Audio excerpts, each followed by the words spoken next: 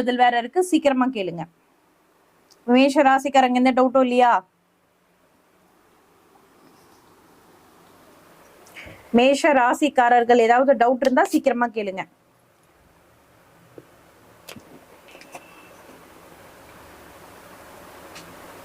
மக்களை video double tape பண்ணிக்கோங்க. Video double tape பண்ணிட்டு பாருங்க.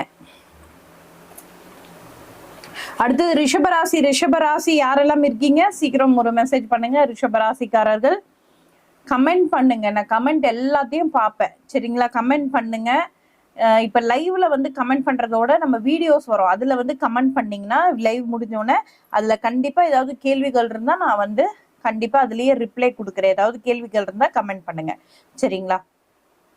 அடுத்தது ரிஷபம். ரிஷபம் யாரெல்லாம் இருக்கீங்க? Thanks thanks thanks. ஹார்ட் போடுறவங்களுக்கு ரொம்ப தேங்க்ஸ். வீடியோ டபுள் டேப் பண்ணிக்கோங்க.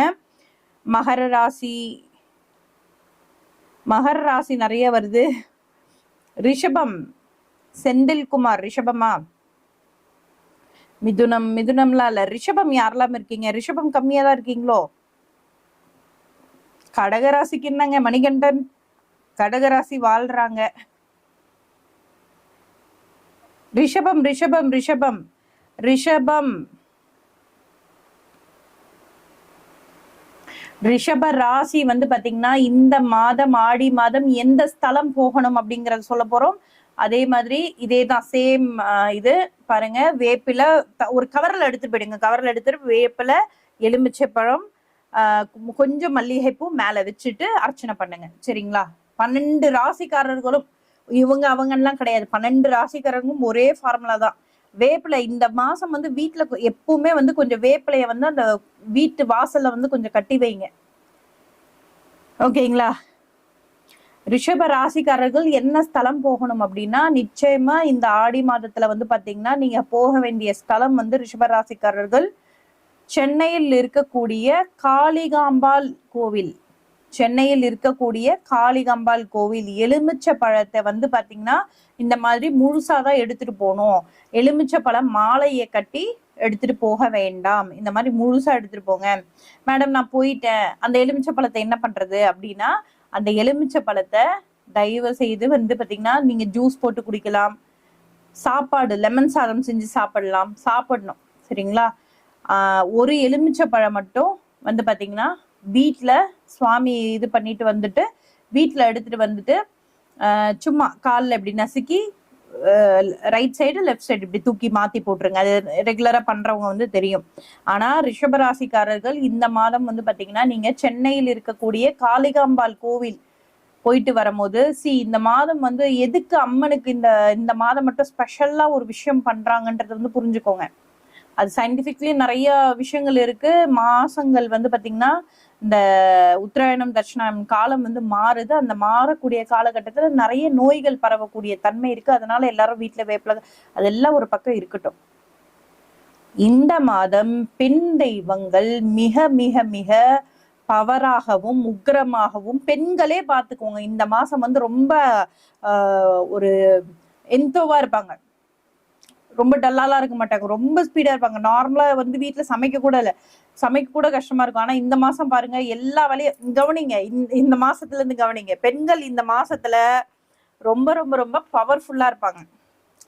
வாயை கொடுத்துடாதீங்க, ரொம்ப டென்ஷன் ஆயிடுவாங்க, சரிங்களா? சோ அந்த மாதிரி இந்த மாதம் வந்து ரிஷப ராசிக்காரர்கள் போக வேண்டிய ஸ்தலம் வந்து பாத்தீங்கன்னா சென்னை காளிகாம்பாள் கோயில். அடுத்தது போயிடலாமா? ரிஷபம் எதனா டவுட்ஸ் இருக்கா? ரிஷப ராசிக்கும் வந்து பாத்தீங்கன்னா லக்னத்திலேயே வந்து பாத்தீங்கன்னா ராசிலேயே வந்து பாத்தீங்கன்னா செவ்வாய் வந்து இருக்கிறதுனால கோபங்கள் அதிகமா வரக்கூடிய டைப்பா இருக்கும் இந்த மாசம். அண்ட் வந்து பாத்தீங்கன்னா பேச்சு வந்து ரொம்ப வந்து கால்குலேட்டிவா கரெக்டா பேசுவீங்க. தேவையில்லாம லூஸ் டாக்லாம் விட மாட்டீங்க. ரொம்ப கரெக்டா பேசுவீங்க. ரொம்ப நல்லா இருக்கு ரிஷப ராசிக்கு இந்த மாசம். ஸோ அதை வந்து கணக்குல வச்சுதான் வந்து நான் வந்து இந்த காளிகாம்பாள் கோவில் ஒவ்வொரு ஸ்தலத்துக்கும் ஒவ்வொரு தெய்வத்துக்கும் ஒவ்வொரு பெண் தெய்வமா இருந்தாலும் சரி ஆண் தெய்வமா இருந்தாலும் சரி நான் நிறைய சொல்லியிருக்கேன். இப்ப மயிலாப்பூர் கபாலீஸ்வர் கோயில் இருக்குன்னா கபாலம் அதாவது லக்னம் புள்ளி யாருக்கெல்லாம் லக்னம் சரியில்லையோ சாதாரணமா லக்னம் சரியா இருந்தா கூட நீங்க கபாலீஸ்வர் கோயில் போகலாம். லக்னம் சரியா இருக்கிறவங்க போக போக போக பலம் ஏறும், ஓகேங்களா?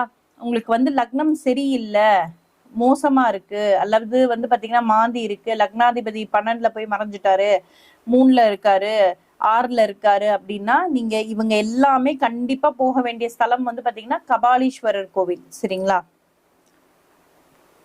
அந்த மாதிரி ஒரு ஒரு தெய்வத்துக்கும் ஒவ்வொரு ஆக்டிவேஷன் இருக்கு. இப்ப பழனி போறோம்னா கண்டிப்பா உடம்புல இருக்கக்கூடிய நோயை தீர்க்கக்கூடிய தன்மை வந்து பாத்தீங்கன்னா பழனி. திருச்செந்தூர் போகணும்னா உங்க லைஃப்ல வந்து மல்டிபிள் கல்யாணமா, ஃபினான்ஷியல் ப்ராப்ளமா, வீடு இடம் சார்ந்த ப்ராப்ளமா, எல்லாத்துக்குமே வந்து பாத்தீங்கன்னா திருச்செந்தூர். அது மாதிரி ஒவ்வொரு ஸ்தலத்துக்கும் ஒரு ஒரு பெருமையும் ஒரு ஒரு அருமையும் இருக்கு. ஸோ அது மாதிரி அதை கால்குலேட் பண்ணி நான் உங்களுக்கு கொடுக்குறேன். இந்த மாதம் ஆடி மாதம் வந்து ரிஷபராசிக்காரர்களுக்கு எந்த கிரகம் வீக்கா இருக்கு, எங்க போகணும்னு பார்த்து சொல்லிடுறேன். சரிங்களா?